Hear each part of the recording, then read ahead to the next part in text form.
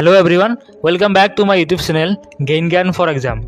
আজিৰ ভিডিঅ'টোত আমি HSLC পৰীক্ষাৰ যিসকলৰ বেয়া হৈছে তেওঁলোকে নেক্সট ষ্টেপ কি ল'ব, তেওঁলোকে কম্পাৰ্টমেণ্টেল এক্সাম দিব পাৰিবনে নাই, কেনেকৈ দিব, কি কি সাবজেক্টৰ কম্পাৰ্টমেণ্টেল এক্সাম হ'ব, কি ধৰণে পৰীক্ষাটো অনুষ্ঠিত হ'ব, এই সকলোখিনি ডিটেইলছত আলোচনা কৰিম।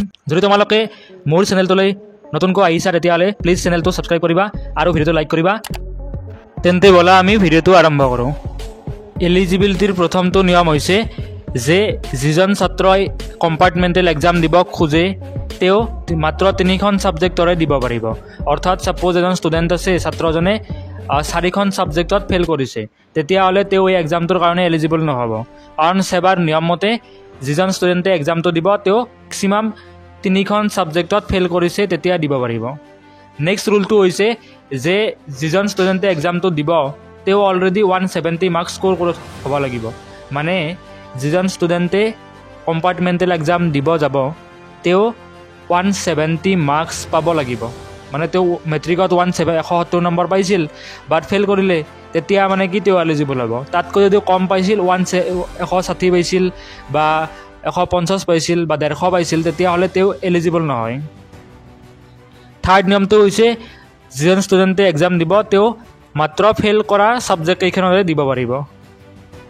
মষ্ট ইম্পৰ্টেণ্ট পাৰ্টটো হৈছে যিসকলে কম্পাৰ্টমেণ্টেল এক্সাম দিব খোজে তেওঁলোকে নিজৰ স্কুলৰ সৈতে কণ্টেক্ট কৰিব লাগিব।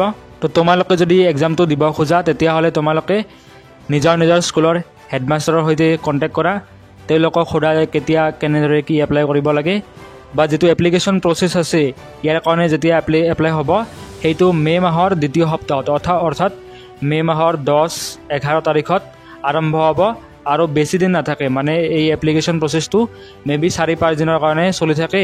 তাৰপিছত এপ্লিকেশ্যন যদি মানে কি লেট হৈ যায় তেতিয়াহ'লে তোমালোকে এপ্লাই কৰিব নোৱাৰিবা।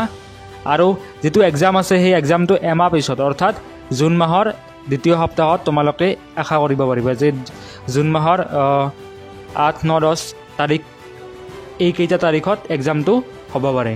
যিবিলাকে কম্পাৰ্টমেণ্টেল এক্সাম দিব তেওঁলোকে প্ৰতিখন ছাবজেক্টৰ কাৰণে যিকেইখন ছাবজেক্টত তেওঁলোকে ফেইল কৰিছে সেইকেইখন ছাবজেক্টৰ কাৰণে তেওঁলোকে প্ৰত্যেকখন ছাবজেক্টৰ এটা ফিজ দিব লাগিব। সেইটো হৈছে 350 ৰুপিজ ফিজ দিব লাগিব।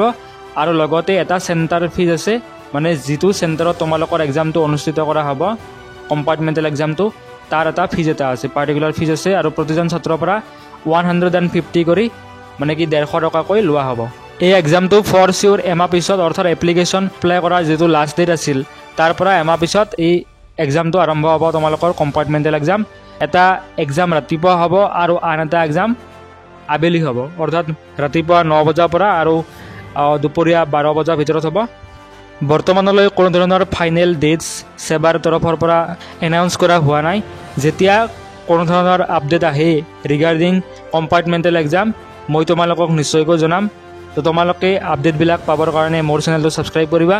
আৰু লগতে তোমালোকে যদি প্ৰেক্টিছ কৰিব বিচাৰা কুৱেশ্যনবিলাক লাইক প্ৰিভিয়াছ ইয়েৰত কেইধৰণৰ কুৱেশ্যন আহিছিল সেই কুৱেশ্যনবিলাকো কিদৰে প্ৰেক্টিছ কৰিব লাগিব আৰু কুৱেশ্যন পেপাৰখন কিদৰে এটেম্প কৰিব লাগিব, বা তোমালোকক যদি কিবা ডাউট থাকে ৰিগাৰ্ডিং এক্সামক লৈ বা চিলেবাছক লৈ বা যিকোনো ধৰণৰ প্ৰব্লেম থাকে তেতিয়াহ'লে তোমালোকে মোক কমেণ্টত জনাবা, মই নিশ্চয়কৈ ট্ৰাই কৰিম।